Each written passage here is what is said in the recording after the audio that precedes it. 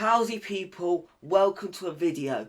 Today, if you're wondering why my hand is in this very natural position, it is because Forest were denied a clear penalty because Harry Maguire's arm wasn't deemed to be in an unnatural position when like this, when the ball hit here. That isn't a penalty if you ask me, that isn't a penalty. However, although we were denied a clear penalty, we were dominated absolutely all game. But still, that was the first of the two penalty appeals we had. Another one wasn't so much of a penalty. It was Delos's hand was about here. It was out. You can make an argument for either side. The ball hits his hand. He then puts it behind his back. Again, if that happens, if it's the other way around, if the roles are reversed, the ref probably gives a penalty to United. So you have to look at it like that. But however, if you look at the numbers, you actually watch the game. Navas saved us. But yeah. I'm going to get straight into this video. Let's go.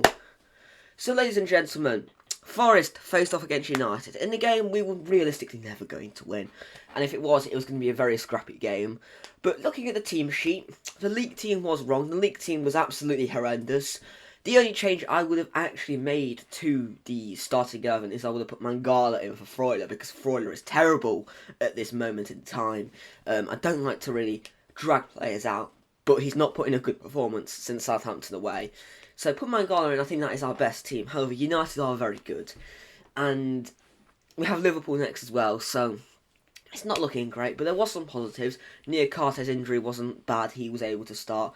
So was Ren and Lodi. So realistically, yeah, put Ryan Yates into the starting 11 fully fit. I think that's our best team. And obviously Dean Henderson in goal, even though Navas was fantastic. Was very unlucky with the first goal because it was a really good save initially.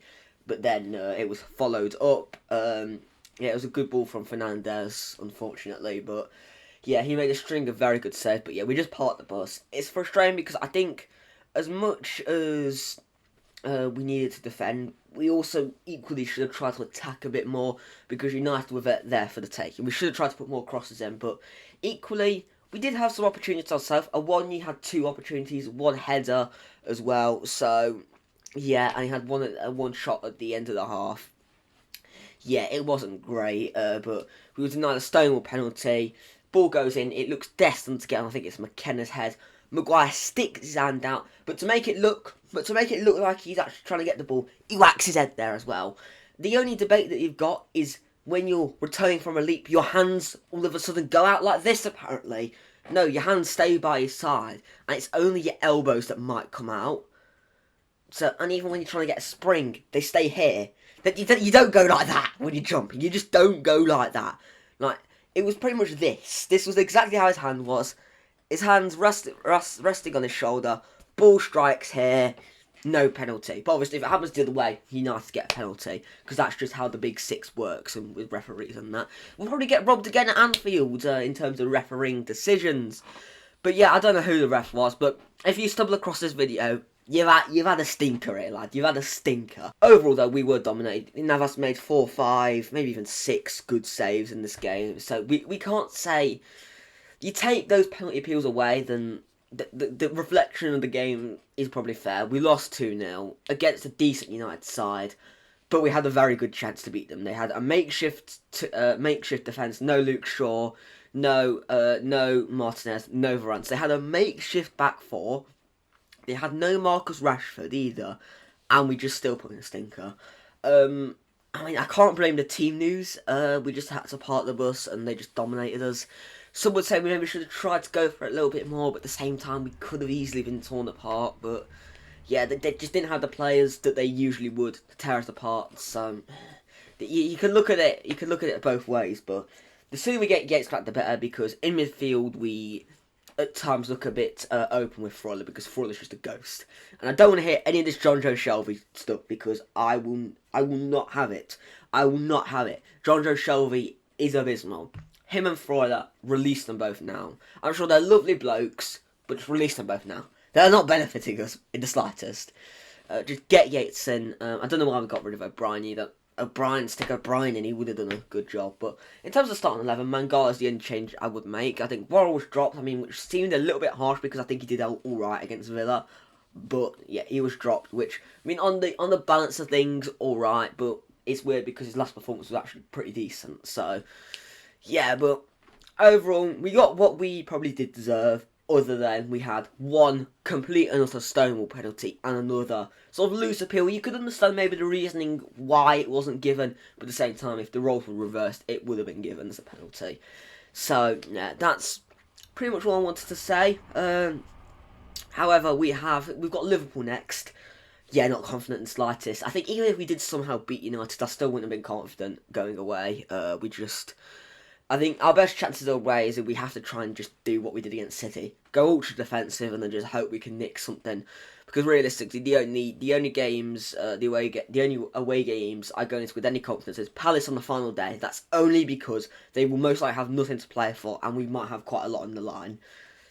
Chelsea away, because Chelsea are pretty naff at the minute, but even then, I don't have much confidence. Those are the only 2 away games that I have any form of confidence that we will get anything from. Home games, even, don't fill me with loads of confidence. Southampton's the only game for the rest of the season where I think we can win there. Doesn't mean we will, but that's the only one I have confidence that we could win. Still doesn't mean we will win, but that's the only one I have confidence, because they are below us, and they're rock bottom as well. So, yeah, I don't have much confidence in the slightest. I think I've sort of accepted that we are most likely going to go down. Again, just corners, free kicks. We're just wasting so many good opportunities. Although McKenna did have a header as well, and I think Danilo had another opportunity as well. Our corners weren't too bad today, but Man United aren't very good at defending set play. So, yeah, but at the same time, like, who is doing a better job on corners? Because we did start with Nico Williams on corners. He wasn't any better either. So, yeah. We're just wasting so many opportunities. I think what we tried to do is when we got the ball, we tried to counter-attack United. We tried to get Brennan Johnson in behind Harry Maguire, which we did get a couple of sort of opportunities, mainly through Awoniyi. But still, yeah, we just didn't deserve anything from the game. But then again, maybe if we had a competent referee, then maybe we could have got a penalty or 2. But yeah, that's pretty much all I want to say. I've sort of accepted that we are most likely going to go down, because I think if we get 7 points, 7 points is probably the most optimistic I can feel right now. That's the most optimistic I can, yeah. Realistically, I think 4 points. 4 to 7 points. That might be enough to get us to start with. If you look at Leeds' run, if you look at Leicester's run, they've got a lot more teams around them, whereas we've got Southampton and then technically Palace, but Palace has sort of pulled themselves out of it, so yeah, it's not looking good. But yeah, I'm going to wrap the video up here because I've said absolutely everything that I've wanted to say. There won't be a Liverpool preview, unfortunately, just because I've got some stuff on. There will be a review for that, and then there should be a preview for the Brighton game. But yeah, thank you for watching. Make sure you like and subscribe. Try and get me to 370 as soon as possible. That will boost my mood.